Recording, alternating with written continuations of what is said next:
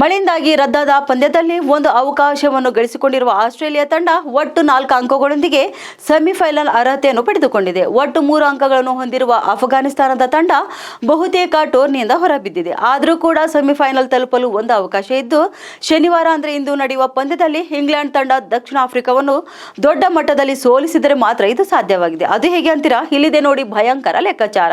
ಹೌದು, 15 ವರ್ಷಗಳ ನಂತರ 3ನೇ ಬಾರಿಗೆ ಪ್ರಶಸ್ತಿ ಗೆಲ್ಲುವ ಅದಮ್ಯ ವಿಶ್ವಾಸದಲ್ಲಿರುವ ಆಸ್ಟ್ರೇಲಿಯಾ ಐಸಿಸಿ ಚಾಂಪಿಯನ್ಸ್ ಟ್ರೋಫಿ ಏಕದಿನ ಕ್ರಿಕೆಟ್ ಟೂರ್ನಿಯಲ್ಲಿ ಸೆಮಿಫೈನಲ್ ಪ್ರವೇಶಿಸುವ ಮೂಲಕ ಮೊದಲ ಹಂತವನ್ನು ದಾಟುವಲ್ಲಿ ಯಶಸ್ವಿಯಾಗಿದೆ.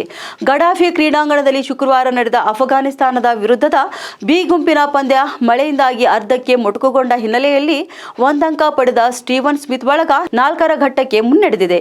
ಹಿಂದಿನ ಪಂದ್ಯದಲ್ಲಿ ಇಂಗ್ಲೆಂಡ್ ತಂಡಕ್ಕೆ ಆಘಾತ ನೀಡಿ ಕ್ರೀಡಾಭಿಮಾನಿಗಳ ಮನಸೊರೆಗೊಂಡಿದ್ದ ಅಫ್ಘಾನ್ ಉಪಾಂತ್ಯದ ಕನಸು ಬಹುತೇಕ ಕ್ಷೀಣಿಸಿದೆ.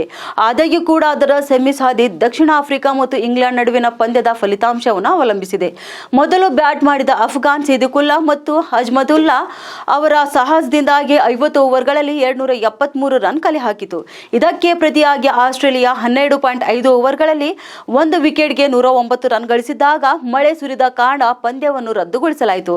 ಇದು ಹಾಲಿ ಟೂರ್ನಿಯಲ್ಲಿ ಮಳೆಯಿಂದ 3ನೇ ಪಂದ್ಯ ಅಫ್ಘಾನಿಸ್ತಾನಕ್ಕೆ ಇದೆ ಇನ್ನೂ ಚಾನ್ಸ್ ಆಗಿದೆ. ಅಷ್ಟೇ ಅಲ್ಲ, ಆಸ್ಟ್ರೇಲಿಯಾ ವಿರುದ್ಧದ ಪಂದ್ಯ ಮಳೆಯಿಂದಾಗಿ ರದ್ದಾದ ಕಾರಣ 1 ಅಂಕಕ್ಕೆ ಸೀಮಿತಗೊಂಡ ಅಫ್ಘಾನಿಸ್ತಾನದ ತಂಡದ ಸೆಮಿಫೈನಲ್ ಪ್ರವೇಶ ಬಹುತೇಕ ಕಮರಿದೆ. ಆದಾಗ್ಯೂ ಕೂಡ 2 ಸಂಗತಿಗಳು ಅಫ್ಘಾನ್ ಪರ ಸಂಭವಿಸಿದ್ದಲ್ಲಿ ಶಾಹಿದಿ ನೇತೃತ್ವದ ಅಫ್ಘಾನ್ ಚಾಂಪಿಯನ್ಸ್ ಟ್ರೋಫಿಯಲ್ಲಿ ಸೆಮಿಫೈನಲ್ ಪ್ರವೇಶಿಸುವ ಅವಕಾಶವನ್ನು ಹೊಂದಿದೆ.